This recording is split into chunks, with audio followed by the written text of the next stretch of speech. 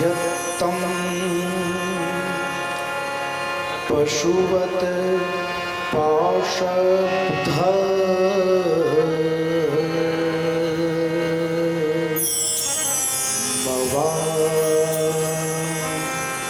मुखं कर्म जगोऽसितेन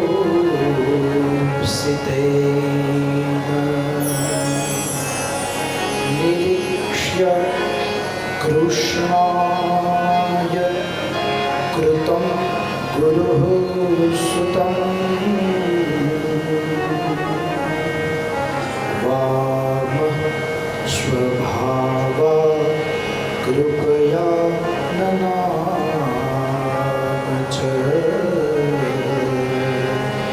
कृपया ननाम च।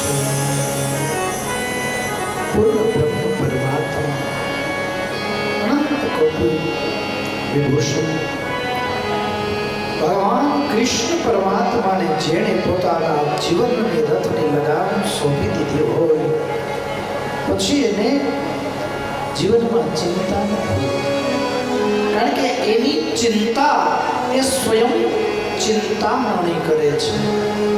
જેની ચિંતા ચિંતામણી કરે પછી એને ચિંતા નથી. અર્જુને પોતાના જીવનના રથની લગામ ભગવાન કૃષ્ણ પરમાત્માને સોંપી દીધી હતી. અને સ્વાધ્યાયની અંદર તો બહુ સુંદર મજાનું ગીત ભગવાન કૃષ્ણ પરમાત્માનું અર્જુનનું લખ્યું છે. નાનકડો રથ લઈ રણમાં દોડું, નાનકડો શૂરવીર બનવું. હે કર્મના સિદ્ધાંતની અંદર અર્જુન શું કહે છે? ભગવાન કૃષ્ણ પરમાત્માએ જે ગીતાનું ગાન કર્યું છે, આ જગતને જે ગીતાનો બોધ આપ્યો છે, રણમાં હું શૂરવીર બનું. આ સંસાર એ રણ છે. આ સંસાર રૂપી રણ મેદાનની અંદર કાયર નથી બનવાનું, શૂરવીર બનવાનું છે. માણસો થોડુંક દુઃખ આવે નાસીપાસ થઈ જાય, થોડીક તકલીફો આવે ને અવળું પગલું ભરી લે. ગીતાની અંદર ભગવાન કૃષ્ણએ જીવને કર્મનો સિદ્ધાંત આપ્યો છે કે હે જીવ, તું શૂરવીર બન, તું કાયર ન બન. થોડીક તકલીફો ને થોડીક દુઃખોમાં હારી નથી જવાનું. તું મને બધું સોંપી દે, મારી ઉપર તું ભરોસો રાખ. અને જે પરમાત્માને સર્વ સોંપી દે અને પરમાત્મા ઉપર જે જીવ ભરોસો રાખે પછી જીવને કઈ ચિંતા રહેતી નથી. તો ભગવાનને સર્વસ્વ જેને સોંપ્યું છે એવા પાંડવોને લઈ અને ભગવાન ગયા છે. અહીંયા પાંડવોની જગ્યાએ પાંડવોના પુત્ર સુતા છે. અડધી રાતનો ગજર ભાંગ્યો અને પાછળથી અશ્વસ્થામાએ શિબિર ચીરી પાંડવોના નિર્દોષ પુત્ર માથે વસ્ત્ર ઢાકેલું છે. આમ પોતાના ખડગના પ્રહારથી પાંચેયના માથા કાપી નાખ્યા છે.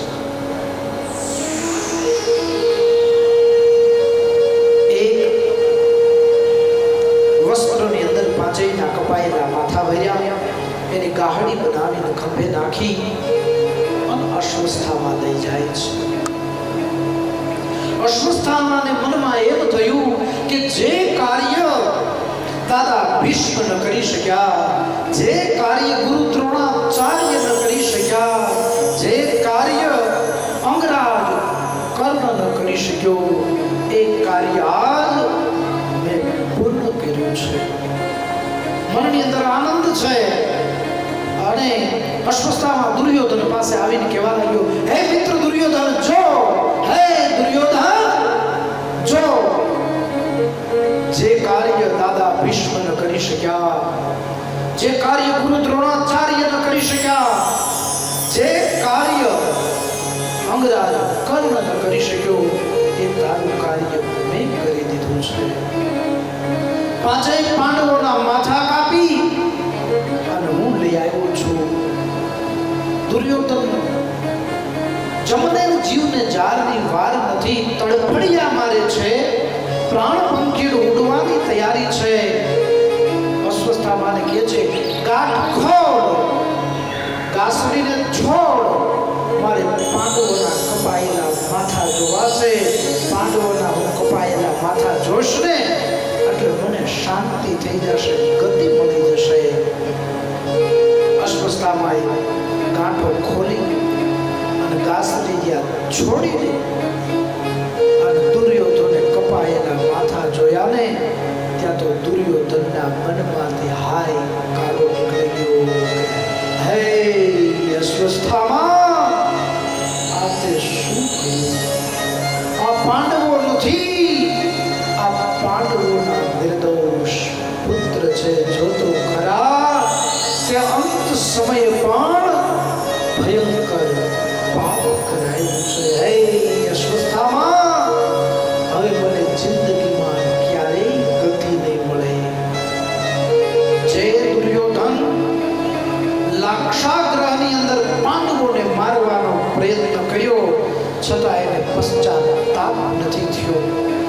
જે દુર્યોધને નાનપણમાં ભીમસેનને જેલમાં લાડુ ખવડાવ્યા, પાણીમાં મારવાનો પ્રયત્ન કર્યો, એને પશ્ચાતાપ નથી થયો. જેણે એક અભિમન્યુને મારવા માટે બધા જ યોદ્ધાઓએ ઘા કર્યો, બધા જ નિયમોને નેવે મૂકી દીધા, એને અફસોસ નથી થયો. ભગવાનનું અપમાન કર્યું, અફસોસ નથી થયો. પણ આ અંત સમયે એને પારાવાર પશ્ચાતાપ થાય છે કે હે અસ્વસ્થામા, આ પાંડવોના તો પુત્ર નિર્દોષ છે. એણે શું ગુનો કર્યો છે તે આવું ભયંકર પાપ કર્યું? આ પાપમાંથી મને ક્યારેય મુક્તિ નહીં મળે. અસ્વસ્થામાં ભયભીત થઈ ગયો છે, કારણ કે અસ્વસ્થામાને ખબર છે કે હજી પાંડવો જીવે છે અને પાંડવો હવે મને જીવતો નહીં રહેવા દે. કદાચ સાત પાતાળમાં હું હશું ને તો પણ મને અર્જુન ગોતી અને મૃત્યુ દંડ આપશે. અસ્વસ્થામાં ભય પામ્યો અને દુર્યોધનને કહેવા લાગ્યો, હે દુર્યોધન, મને રજા દે, હવે મને કોઈ નહીં બચાવી શકે પાંડવોથી, હવે મને ભાગવા દે. અને અસ્વસ્થામાં રથ તૈયાર કરી અને ત્યાંથી ભાગે છે. પણ જેની પાછળ સ્વયં કાળ દોડે ને એને દુનિયાની કોઈ તાકાત ન બચાવી શકે. અસ્વસ્થામાં ભાગ્યો છે. આ બાજુ સવારનો પહોર થયો. શિબિરની અંદર પ્રવેશ કર્યો દ્રૌપદીએ અને જુએ ત્યાં તો 5 પુત્રોના શવ પડ્યા છે. માથા કપાઈ ગયા છે, માના હાથ કાપવા લાગ્યા છે, માની આંખમાંથી આંખની ધાર થઈ છે. કારણ કે એક નહીં પણ 5 નિર્દોષ પુત્રના શવને માં જુએ ધરતી કાપવા લાગી છે. દ્રૌપદી કહે છે કે હે પ્રભુ, મારા એવા ક્યાં પાપ હશે? એક નહીં 5 નિર્દોષ પુત્રની હત્યા થઈ ગઈ છે. ચારે બાજુ કાળો કેર વર્તાણો છે, કોઈના ચિત્તમાં ચૈન નથી. માં કુંતા હયાફાળ રુદન કરવા લાગી છે. આખી શિબિરની અંદર કાળો કેર વર્તાણો છે. ભગવાન પાંડવોને લઈને આવ્યા છે. શિબિરની અંદર બધા જ રુદન કરે છે, કોઈના ચિત્તમાં ચૈન નથી. પાંડવોને ખબર પડી કે મારા 5 નિર્દોષ પુત્રની હત્યા થઈ છે. જે પાંડવો મૃત્યુથી ક્યારેય ભયભીત નથી થતા, જે કાળની સામે પણ લડવા તત્પર છે ને આજ પાંડવો કાપવા લાગ્યા અને પાંડવોના હાથમાંથી શસ્ત્ર ઢળી પડ્યા છે. પાંડવો શિબિરમાં ગયા. દ્રૌપદીને કલ્પાંત કરતા જોઈ અને પાંડવોના હૃદય પણ કાપવા લાગ્યા છે. દ્રૌપદી ભગવાન કૃષ્ણ પાસે આવીને કહેવા લાગી કે હે કનૈયા, આ મારું ક્યાં ભૌતિક પાપ હશે પ્રભુ? આ મારા પુત્રએ એવો શું ગુનો કર્યો છે એને આવી સજા મળી? હે પ્રભુ,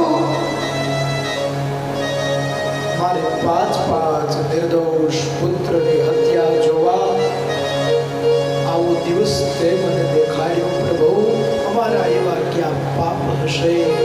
અમારા એવા શું કર્મ છે?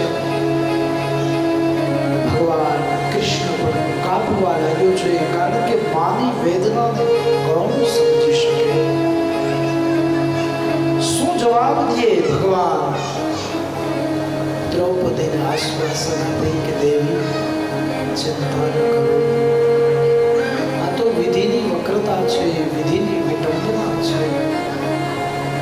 સુખ અને દુઃખ એ સિક્કાની બંને બાજુ છે. તમે તો ક્ષત્રિયાણી છો, તમારે આટલો બધો કલ્પાંત ન કરાય.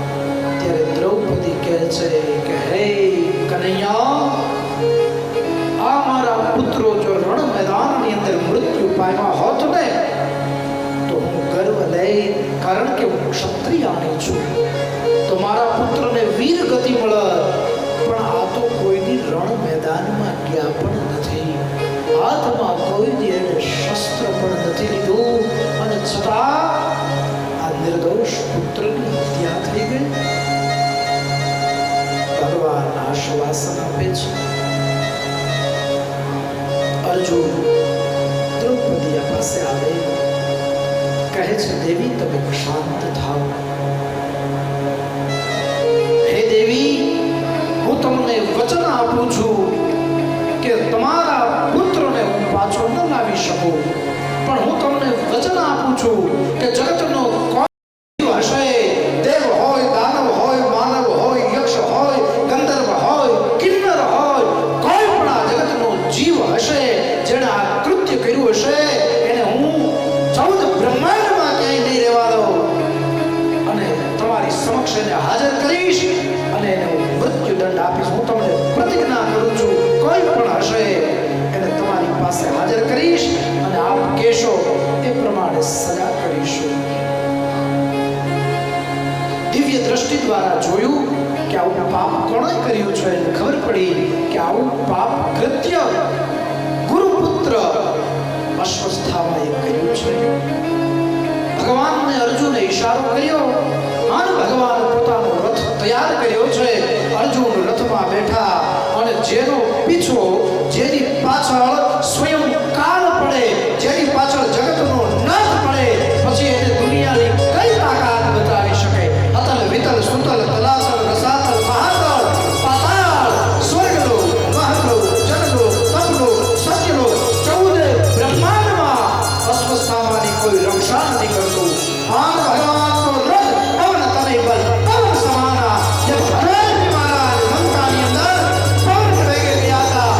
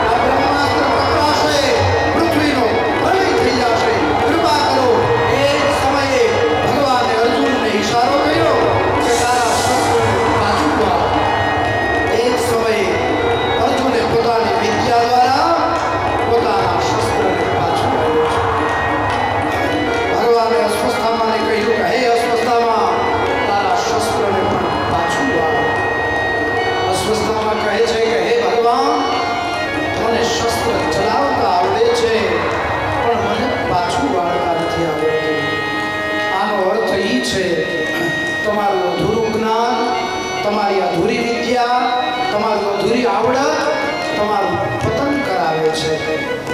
અસ્વસ્થતામાં શસ્ત્ર ચલાવતા આવડતું હતું પણ પાછું વાળતા આવડતું નહોતું. ભગવાને કહ્યું તારી ગતિને ફેરવ એટલે અસ્વસ્થતામાં એ શસ્ત્રની દિશાને ફેરવી છે. અર્જુને અસ્વસ્થતામાને બંદી બનાવ્યો છે. બંદી બનાવી અને દ્રૌપદી પાસે લાવ્યા છે. આપણી વચ્ચે પરમ સ્નેહી ધર્મ ધુરંધર અમારા પરમ સ્નેહી મિત્ર કથાકાર ક્ષેત્રની અંદર જેનું બહુ સુંદર અને સારું નામ છે એવા કેપી બાપુ પધાર્યા છે. એકવાર જોરદાર તાલીઓના ગણગણાટથી હૃદયના ભાવથી આપણે એનું વ્યાસપીઠ ઉપરથી સન્માન કરીએ છીએ. પૂર્ણ બ્રહ્મ પરમાત્માને પ્રાર્થના કરીએ છીએ કે ભગવાન પુત્રોત્તર એની પ્રગતિ કરાવે એમ પરમ કૃપાળુ પરમાત્મા કૃષ્ણ અને ભગવાન મહાદેવના શ્રી ચરણની અંદર પ્રાર્થના.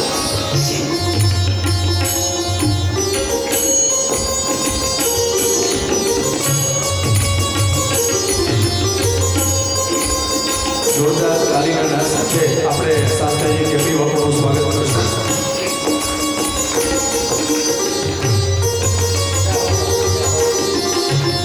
આ શાસ્ત્રીજી અહીંયા કાલાવડ ગામના છે. ઘણા આમાંથી ઓળખતા હશે, ઘણા નહીં ઓળખતા હોય તો યાદી આપો.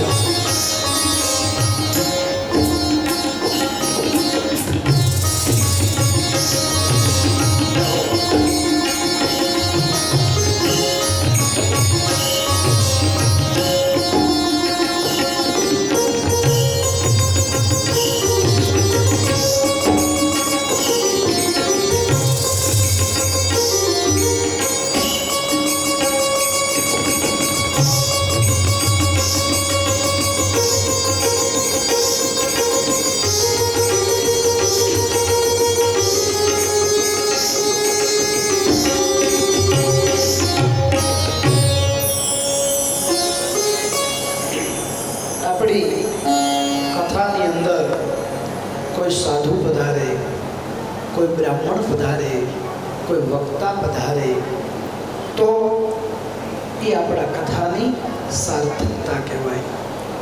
આ તમારા કાલાવાડ ગામનું ગૌરવ કહેવાય. કારણ કે આપણા ગામની અંદર કોઈ કથાકાર હોય, કોઈ જ્ઞાની, કોઈ મહાપુરુષ, કોઈ ભજનાનંદી વ્યક્તિ હોય એ ગામનું ગૌરવ કહેવાય, સારી વાત કહેવાય. અને સાધુ અને બ્રાહ્મણ શાસ્ત્રમાં એવું લખ્યું છે એને જંગમ તીર્થ કહેવામાં આવે છે. હાલતું ચાલતું તીર્થ. એટલે આ જ્ઞાનરૂપી ગંગાની અંદર આપણે જગ્યાના મહંત શ્રી પૂજારી શ્રી બાપુ પીપળેશ્વર મહાદેવના પૂજારી પણ પધાર્યા. અમારા પરમ સ્નેહી મિત્ર કેપી બાપુ પણ પધાર્યા. ખૂબ ખૂબ ધન્યવાદ કે એ આપણા આંગણે પધાર્યા. એ આપણા અહોભાગ્ય કહેવાય. અને સરળ સ્વભાવ નમન કુટિલાઈ, આવું બહુ ઓછું હોય જીવનની અંદર, પણ આ ચોપાઈને જેનું જીવન સાર્થકતા કરે છે, જેના જીવનની અંદર સરળ સ્વભાવ છે, નમન કુટિલાઈ, મનની અંદર કોઈ પણ પ્રકારનો રાગ દ્વેષ ઈર્ષા અને કુટિલતા નથી, એવો જેનો સરળ સ્વભાવ, એવા અમારા પરમ સ્નેહ મિત્ર કેપી બાપુ, ખૂબ ખૂબ આભાર. આપ પધાર્યા. અમારા અહોભાગ્ય. આવો મૂળ કથાની અંદર પુનઃ પ્રવેશ કરીએ. બાપુને મેં કીધું આશીર્વચન આપો, એટલે બાપુ કે દાદા હું આપને સાંભળવા આવ્યો છું. આ સારા વક્તાના આ પ્રથમ લક્ષણ છે. કારણ કે જે સાંભળી શકે ને સારું, એ જ સારું બોલી શકે. તો ખૂબ ખૂબ આભાર. અસ્વસ્થતામાં બંદી બનાવ્યો, નિર્ણય કરવામાં આવ્યો અને શું સજા કરવી છે. કોઈ કહે છે એને મૃત્યુદંડ આપો, કોઈ કહે છે એનું માથું કાપી નાખો, ભીમસેન કહે છે એનું શિર છેદન કરો, અર્જુન કહે છે મૃત્યુદંડ આપો. પણ દ્રૌપદીજી મૌન છે.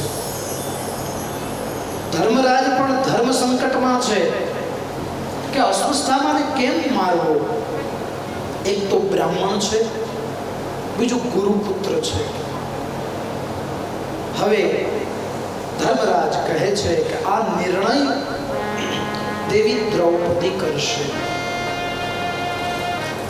હવે જેના 5 નિર્દોષ પુત્રની જેણે હત્યા કરી હોય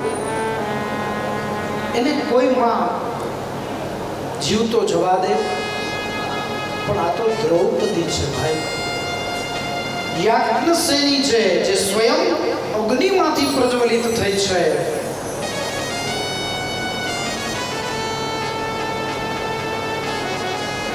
એવી દેવી દ્રૌપદી કહે છે કે હે ધર્મરાજ,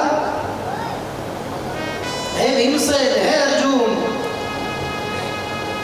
આપણે આને મૃત્યુદંડ ના આપી શકીએ.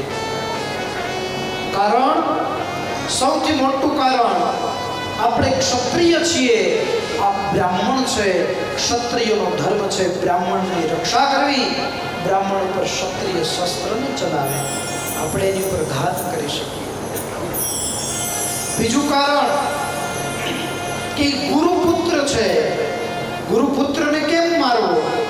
જે ગુરુએ તમને શસ્ત્ર ચલાવતા શીખવાડ્યું, જે ગુરુએ અર્જુનને ભારત વર્ષનો સર્વશ્રેષ્ઠ ધનુર્ધર બનાવ્યો, એ ગુરુના પુત્રની કેમ મૃત્યુદંડ દઈ શકીએ? અને સૌથી છેલ્લું, અંતિમ અને સૌથી મોટું કારણ દ્રૌપદીએ કીધું છે કે આને તો કોઈ શરતે ન મારી શકીએ. કારણ કે એક માં બીજી માને ક્યારેય વાંજણી ન કરી શકે, નિર્વંશ ન કરી શકે. કારણ કે માં છે ને, એ તો માં છે. હે ધર્મરાજ, મારા 5 પુત્રોની હત્યા થઈ, પણ હજી મારી પાસે 5 પતિ છે. અને આ અસ્વસ્થામાની માં એક ને એક પુત્ર છે. પતિની પણ હયાતી નથી. એક કૃપી માની વેદના તો એ માણસ ધારી શકે. એને તો આ એક ને એક પુત્ર જીવનનો સહારો છે. એક માં ક્યારેય બીજી માને નિર્વંશ કે વાંજણી ન કરી શકે, એટલે આપણે આને મારી ન શકીએ. તો નિર્ણય કર્યો કે શું કરવું. એટલે નિર્ણય કર્યો, અસ્વસ્થામાના કપાળની અંદર દિવ્ય મણિ છે, એ મણિ કાઢી લ્યો અને અભદ્ર ખંડિત કરી. શાસ્ત્રમાં એવું લખ્યું છે કે બ્રાહ્મણને તમે કાંઈ ના આપો તો કાંઈ નહીં, પણ જો તમે બ્રાહ્મણનું અપમાન કરો ને, એટલે એને મૃત્યુ કરતા પણ ભયંકર લાગે છે. એટલે ક્યારેય જીવનની અંદર કોઈ સાધુ હોય કે બ્રાહ્મણ હોય, આપણે એને યોગ્ય માન સન્માન ના આપી શકીએ તો કાંઈ નહીં, પણ જીવનમાં ક્યારેય એનું અપમાન ન કરવું, ન દઈ શકીએ તો કાંઈ નહીં. કારણ કે એનું અપમાન એને મૃત્યુ કરતા પણ ભયંકર લાગે છે. એટલે અસ્વસ્થામાને અડધી દાઢી અડધી મૂછ અભદ્ર કરી, ખંડિત કરી, દિવ્ય મણિ કાઢી અને અસ્વસ્થામાને છોડી દીધો છે. અને ઓમેય ન મારી શકે, કારણ કે 7 ચિરંજીવીની અંદર અશ્વસ્થામાનું પ્રથમ નામ છે. અશ્વસ્થામા બલિર વ્યાસો હનુમંત ચ વિભીષણ. 7 ચિરંજીવીની અંદર અશ્વસ્થામાનું પ્રથમ નામ છે. અશ્વસ્થામાને જીવતો છોડી દીધો. આ બાજુ 5 પુત્રોની અંત્યેષ્ટિ અંતિમ ક્રિયા કરી છે. ભગવાન દ્વારકાધીશ હવે વિદાય લેવાનો વિચાર કરે છે. એ સમયે જે અશ્વસ્થામાએ બ્રહ્માસ્ત્રની દિશા ફેરવીને, તમે જો જેણે જિંદગીમાં કોઈ દિવસ સારું ન કર્યું હોય ને, એને અંત સમયે પણ સારો વિચાર ન આવે. એ અસ્વસ્થામાએ આખી જિંદગી અનીતિ, અધર્મ અને અત્યાચારના પક્ષમાં રહ્યો. ભગવાને બ્રહ્માસ્ત્ર પાછું લેવાનું કીધું, એને પાછું લેતા ન આવ્યું, દિશા ફેરવાનું કહ્યું. તો એણે શું વિચાર્યું કે પાંડવોને ન મારી શકું તો કાંઈ નહીં, પણ પાંડવોના વંશને ન રહેવા દઉં. એટલે જે શસ્ત્રની દિશા ફેરવીને એ જે અર્જુનનો પુત્ર અભિમન્યુ, એની પત્ની ઉત્તરા, એના ગર્ભની અંદર બાળક હતું, એણે દિશા ફેરવી ઉત્તરાના ગર્ભ તરફ, કે ઉત્તરાના ગર્ભને નષ્ટ કરી દઉં એટલે એનો વંશ ન રહે. પણ फानूस बन के जिसकी हिफाजत हवा करे, फानूस बन के जिसकी हिफाजत हवा करे, वो शम्मा क्या बुझे जिस रोशन खुदा करे. જેને જગતનો નાથ બચાવવા ધારે એને દુનિયાની કોઈ તાકાત ન મારી શકે, અને જેને મારવાનો પ્રયત્ન જગતનો નાથ કરે એને દુનિયાની કોઈ તાકાત ન બચાવી શકે. ઉત્તરા દોડીને ભગવાન પાસે આવી પગમાં પડી ગઈ. ત્રાહિ મામ શરણાગત. હે પ્રભુ, પાહિ મામ પ્રભુ, મારા ગર્ભની રક્ષા કરો. એ જ સમયે પૂર્ણ બ્રહ્મ પરમાત્મા અંગૂઠા જેવું રૂપ લઈ ઉત્તરાના ગર્ભની અંદર પ્રવેશ કર્યો. પોતાના સુદર્શન ચક્ર વડે બ્રહ્માસ્ત્રને નષ્ટ કર્યું છે. આમ માના ગર્ભની અંદર બાળકની રક્ષા કરી છે. ઉત્તરાના ગર્ભની રક્ષા કરી. ઉત્તરાને ત્યાં બાળકનો જન્મ થયો. પણ જેવો બાળકનો જન્મ થયો, એ બાળક જન્મતા વેત જેણે માના ગર્ભની અંદર જે ભગવાનના દર્શન કર્યા હતા, એ ભગવાનને ચકળ વકળ જોવા માંડ્યો કે એ પ્રભુ ક્યાં ગયા, એ ભગવાન ક્યાં ગયા જેણે માના ગર્ભની અંદર દર્શન દીધા. પરી એટલે આંખ, ઈક્ષિત એટલે દ્રષ્ટિ, ચારે બાજુ ચકળ વકળ દ્રષ્ટિ કરી એટલે એનું નામ પરીક્ષિત પડ્યું. બોલીએ શ્રી પરીક્ષિતજી મહારાજની જય. પરીક્ષિતજીનો જન્મ થયો છે. હવે ભગવાન પાંડવોને કહે છે, ભગવાન હસ્તિનાપુરથી દ્વારિકા જવા પ્રયાણ કરે, પણ પાંડવોને કહે છે હજી મારું એક કાર્ય બાકી છે. ચાલો દાદા ભીષ્મ જે બાણશૈયા ઉપર સૂતા છે, એ દાદા ભીષ્મએ મેં અંત સમયે એને વચન આપ્યું હતું કે હે પ્રભુ, જ્યારે મારો અંત સમય હોય ને ત્યારે ભગવાન તમે મને દર્શન આપજો. કારણ કે મહાભારતના યુદ્ધની અંદર દાદા ભીષ્મએ પ્રતિજ્ઞા કરી હતી. એક બાજુ ભગવાન કૃષ્ણ પરમાત્માએ પ્રતિજ્ઞા કરી હતી કે મહાભારતના યુદ્ધની અંદર હું શસ્ત્ર નહીં ઉપાડું, અને બીજી બાજુ દાદા ભીષ્મએ પ્રતિજ્ઞા કરી હતી કે મહાભારતના યુદ્ધની અંદર રણ મેદાનમાં જો કૃષ્ણને એકવાર શસ્ત્ર ઉપાડવા મજબૂર ન કરું તો હું ભીષ્મ ન કહેવાઉં. અને એ જ દાદા ભીષ્મએ ભગવાનને પ્રતિજ્ઞા તોડાવી. કારણ અર્જુનને સંશય થયો. દાદા ભીષ્મને અર્જુન સામે આવ્યા. અર્જુનનો હાથ કાપવા લાગ્યો, ગાંડી નીચે પડી ગયું. ભગવાન કે સાવધાન અર્જુન, શસ્ત્ર ચલાવ. અર્જુન ઢગલો થઈ ગયો, નાકમાંથી આહુડાની ધાર. કહે પ્રભુ, સામે કોણ છે? મારા દાદા છે.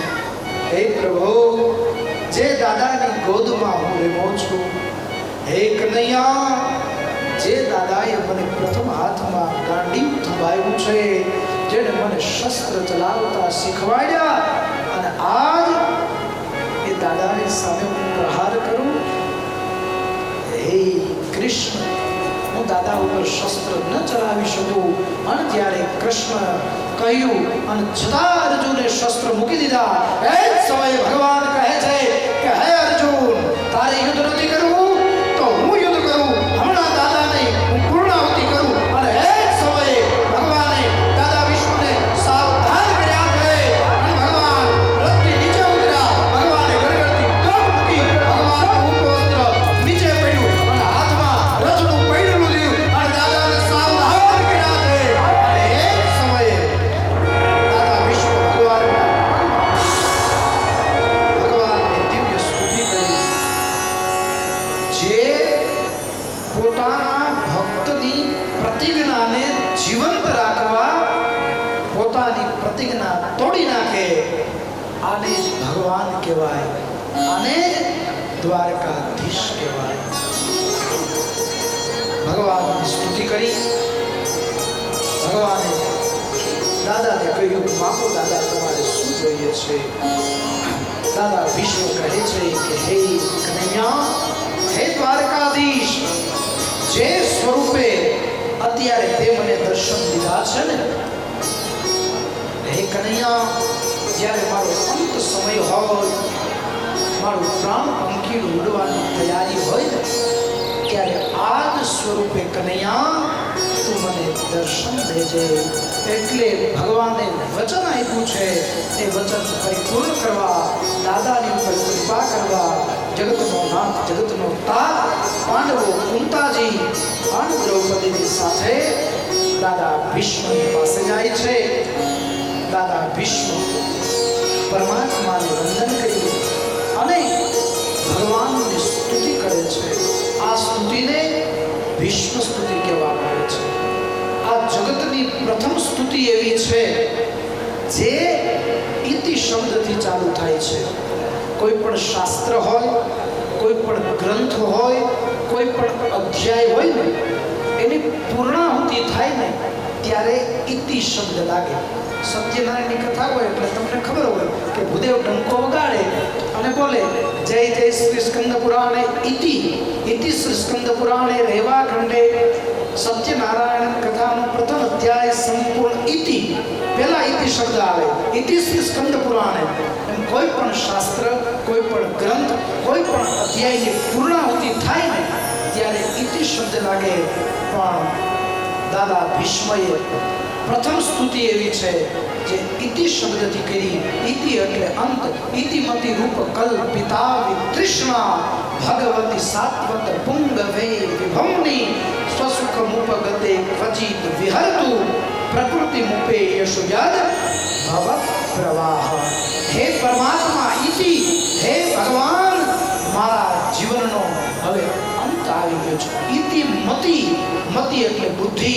પણ હે પ્રભુ, મારી એક કન્યા છે, બુદ્ધિરૂપી કન્યા, એને આજ શણગાર સજાવી અને તને સમર્પિત કરું છું. કારણ કે જ્યાં બુદ્ધિની પૂર્ણાહુતિ થાય ને ત્યાં જ પરમાત્માની કૃપાનો પ્રારંભ થાય છે. આ બુદ્ધિ જીવને ચકડોળે ચડાવે, પરમાત્મા સુધી પહોંચવા નથી દેતી. આવો આપણે આ ભીષ્મ સ્તુતિનું શ્રવણ કરીએ.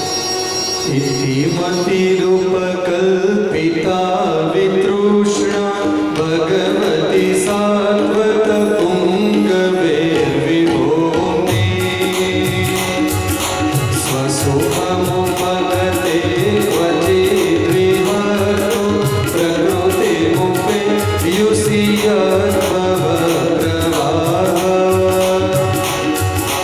Oh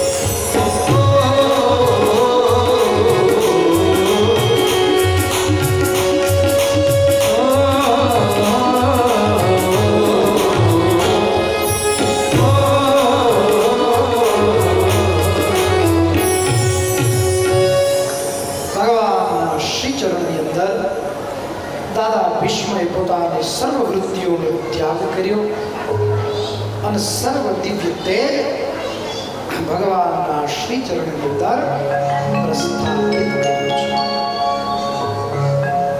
જોકે દાદા વિષ્ણુ અને દ્રૌપદીનો બહુ સુંદર સંવાદ છે, પણ આપણે હમણાં નરસિંહ ભગવાનનું પણ પ્રાગટ્ય કરવાનું છે.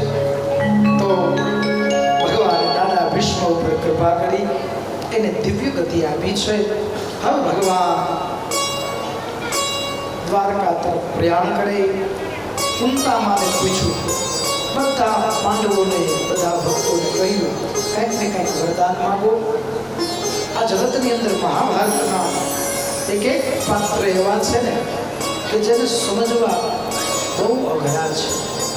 ભૈબાને કીધું કે હે માં કુંતા, હે બુઆ, માંગો તમારે શું જોઈએ છે.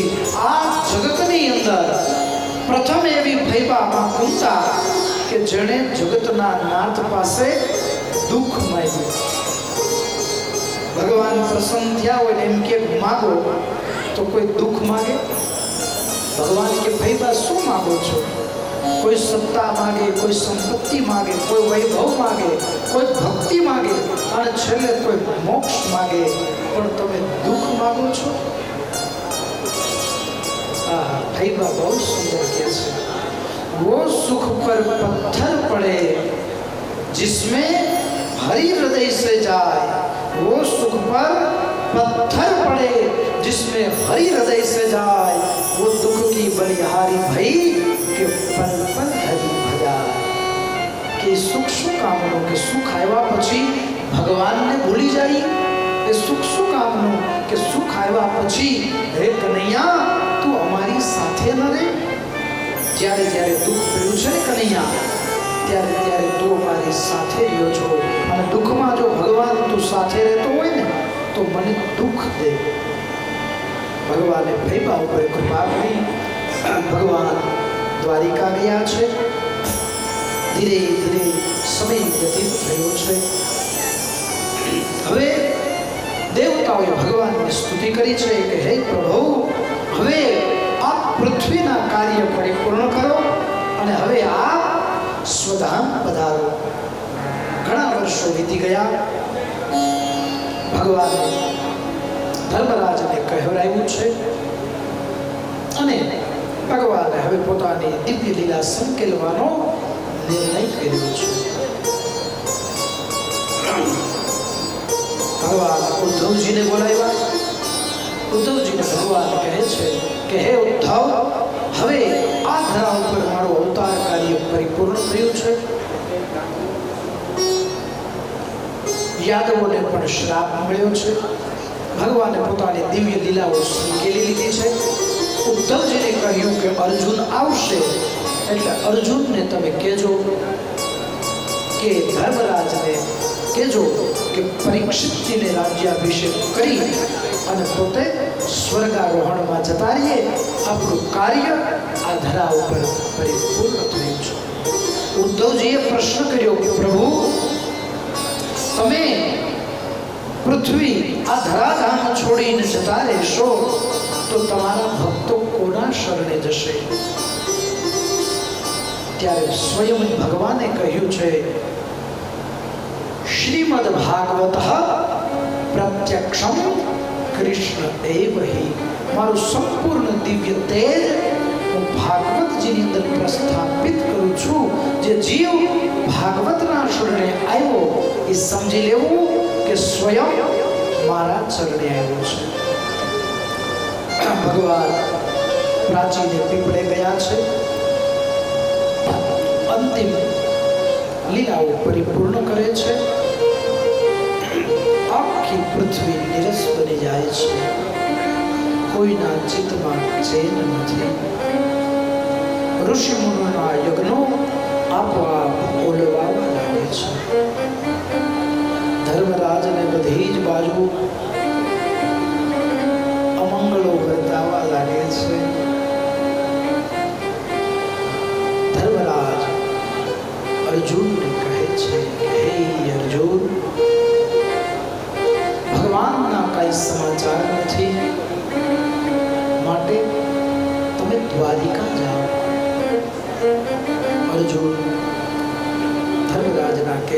દ્વારિકા જાય છે, કોઈના ચિત્તમાં ચેન નથી, કોઈના હૃદયની અંદર આનંદ નથી. આખી દ્વારિકા નગરી નિરસ બની છે. જે દ્વારિકા સજી ધજેલી, જેના ઘરે ઘરે દીવડાઓ પ્રજ્વલિત હોય, એ આજ બધે જ અંધકાર છવાયો છે. અર્જુન કાપવા લાગ્યો છે. અર્જુન ભગવાનના મહેલમાં જાય. ઉદ્ધવજી આવે. ઉદ્ધવજીને ઉદાસ જોઈને અર્જુન સમજી ગયો છે નક્કી અઘટિત ઘટના ઘટી છે. ઉદ્ધવજી દોડે છે, અર્જુનને ભેટી પડે છે.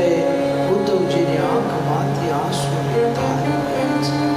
હે અર્જુન, આપણો નાથ આપને અનાથ બનાવી જતો રહ્યો છે.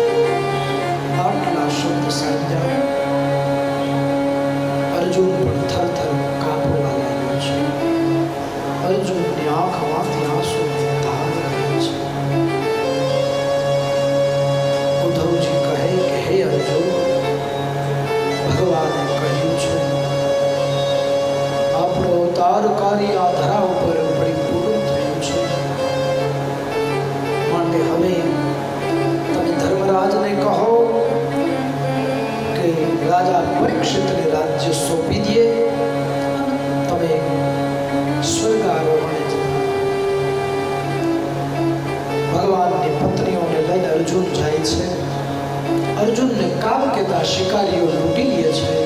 અર્જુન મનમાં વિચાર કરે કે હું ભારત વર્ષનો સર્વશ્રેષ્ઠ ધનુર્ધર, દાદા ભીષ્મ મને પરાસ્ત ન કરી શક્યા, ગુરુ દ્રોણ મને હરાવી ન શક્યા, અંગરાજ કર્ણ મને પરાસ્ત ન કરી શક્યો, અને આજ કામ કહેતા શિકારીઓએ મને લૂંટી લીધો.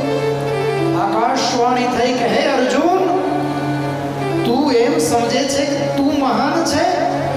હે અર્જુન સાંભળ, ક્યારેય કોઈ માણસ મહાન નથી હોતો, માણસનો સમય મહાન હોય છે. હે અર્જુન, આ મહાભારતનું યુદ્ધ તે જીત્યું, આ બધાને તે માર્યા. હે અર્જુન, જ્યારથી અનીતિ, અધર્મ અને અત્યાચાર એણે આદરી હતી ને, ત્યારથી જ એ બધા મૃત્યુ પામ્યા હતા. ભગવાને તો માત્ર તને નિમિત્ત બનાવ્યો છે.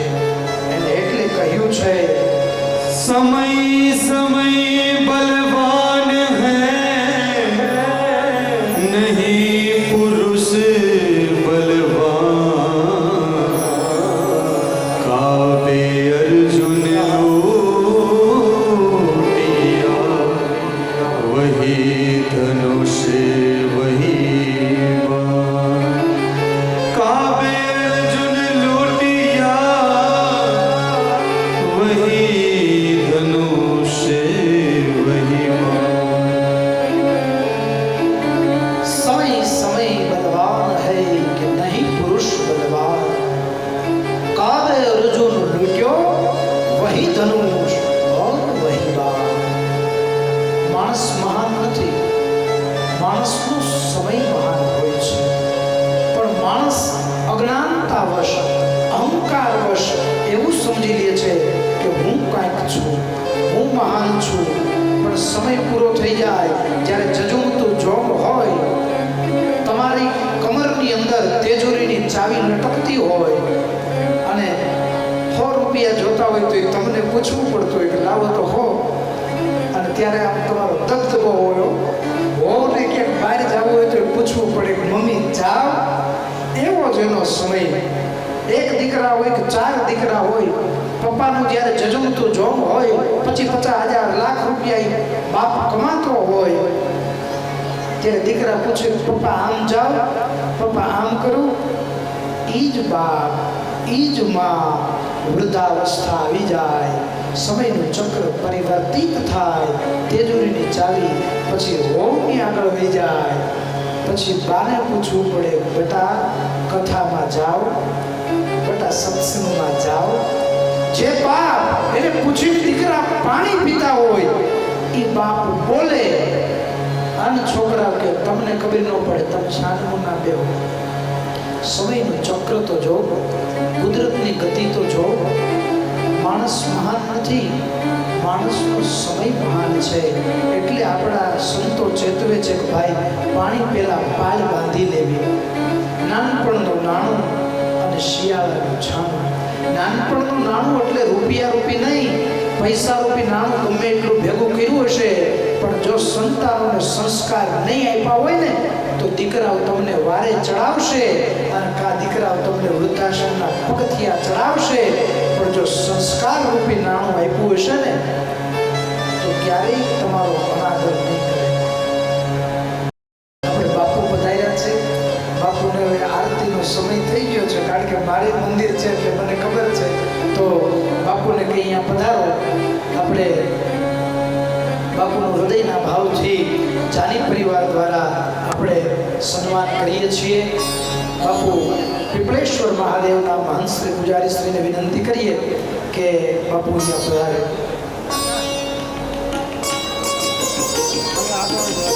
ત્યારબાદ કેપી બાપુ અહીંયા પધાર્યા છે પરમ વિદ્વાન એવા વક્તા શ્રી કેપી બાપુને પણ વિનંતી કરીએ અહીંયા સ્ટેજ ઉપર પધારે આપણે જાની પરિવાર દ્વારા એનું પણ દિવ્ય સ્વાગત